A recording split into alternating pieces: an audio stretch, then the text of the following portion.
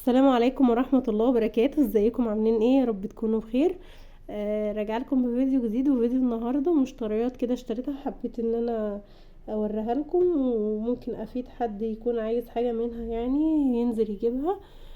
حقيقة انا اول مرة اروح العتبة لوحدي، يعني رحت كتير بس ما يعني مش لوحدي، فاهمين؟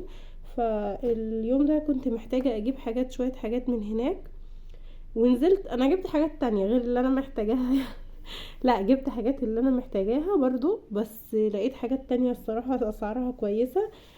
زي المنظمات ديت، بصوا حجمها حلو جدا. جبت منهم كده 5، الواحد كان ب10. تمام. فالصراحة سعره كويس جدا. بصوا الخامة بتاعته يعني اقل ايه انا كان فيه.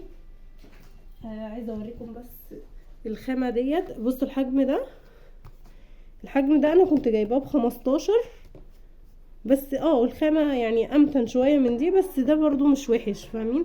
فسعره الصراحة كويس جدا، وبينفعوا الصراحة. المنظمات دي بتنفع جدا بقى في التلاجة، في الذرة، في الخزين. بدل ما بتنطوري اكياس بقى الرز او السكر او الحاجات ديت، فبتنظمي فيها. وبرضو ممكن ينفع للطماطم، للخيار في التلاجة، فالصراحة بيبقوا حلوين جدا. فجبت منهم 5. ال5 مش ليه يعني، جبت الماما برضو منهم، يعني في 2 بتوعي و3 الماما. فالصراحة سعره حلو جدا. جايباهم من فين؟ انا خرجت من المترو. انا معرفش الاسماء الصراحة الاماكن يعني، بس انا خرجت من مترو العتبة، وكنت رايحة ناحية رجب العطار كده. في ناس بتبقى فرشة في الشارع ده من ناحية يعني من اول المترو.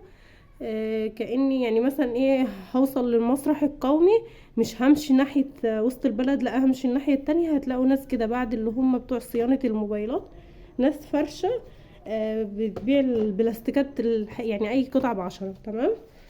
ده كده الحاجة اللي انا كنت بقول لكم جبتها. والصواني ديت، بصوا بقى جميلة جدا الصراحة. برضو انا مش جايباها كلهم ليا، انا كنت اول ما رحت انا شفتها. قال لي ب25 جنيه. فقلت له لا، من هنا لهنا يعني خلاص هاخد الواحدة ب20 جنيه. فكنت اخترت البنك، كان عاجبني جدا البنك. فلما كلمت ماما وقلت لها بقى ايه الصواني، انا عندي منهم الابيض، فهي عارفاه يعني. فقلت لها انا اللي عندي عايزة منها. فقالت لي جيب 2 لاختك وواحدة ليا، بس اختي اختارت البنك، فكانت اخر واحده عند الراجل. فقلت لا خلاص بقى مش مهم، هديها لاختي. وجبت لها واحده رصاصي برضو، يعني دول اللي اخوات لاختي يعني. وماما برضو جبت لها واحده رصاصي، وجبت لنفسي انا السودا. وقلت مش مهم بقى البنك، بقى اجيبها مره تانية، عشان الصراحه كانت عجباني، بس قلت الصراحه اختي اولى يعني. فجبت لها هي البنك، وقلت بقى مره تانية اجيب بنك، او اللي هم الصغيرين، عايزه اجيب منهم الصغيرين. فكانت الواحده من دي ب20، فسعرها برضو حلو مش وحش. وكنت محتاجه ديت عشان الف الكراتين، زي ما قلت لكم ان انا هنقل قريب ان شاء الله، فكنت محتاجاها. جبتها برضو من اللي هو الناس اللي ايه، برضو قصاد رجب العطار كده، قصاد الجامع البنات. في محلات هناك بقى بتوعت خيوط وحاجات، فجبتها منها. هي اللي بتبقى لفة على بعضها كده. الكيلو ب40، دي اللي هي الدبارة. الكيلو ب40. ديت اللفة دي عملت تقريبا كيلو وشوية، كانت 59 جنيه يعني. وجبت ديت اللي هو خيط الخيش ده، او يعني مش عارفة اسمه قوي. بس الصراحة في افكار في دماغي عايزة اعملها كديكورات يعني للبيت بقى الجديد.